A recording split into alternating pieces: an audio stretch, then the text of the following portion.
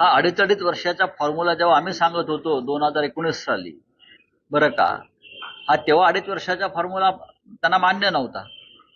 जर 2.5 वर्षाचा फॉर्म्युला तेव्हा मान्य केला असता तर अनेक पुढल्या घडामोडी टळल्या असत्या. पण फक्त माननीय उद्धव ठाकरे आणि शिवसेनेला त्रास द्यायचा होता, पक्ष फोडायचा होता, म्हणून हा तेव्हा 2.5 वर्षाचा फॉर्म्युला पाळला नाही. पण आता ते सर्व काही करायला तयार आहे. आज संध्याकाळपर्यंत मुख्यमंत्री आहेत असं मी मानतो. जरी घटनाबाह्य असतील तरी ते मुख्यमंत्री आहेत. ते आता नव्याने निवडून आलेले आहेत, ते आणि त्यांचे लोक. आता जर ते मुख्यमंत्री झाले तर ते घटनेनुसार होते. पण आतापर्यंत आज संध्याकाळपर्यंत ते घटनाबाह्य मुख्यमंत्रीच होते आणि आहेत.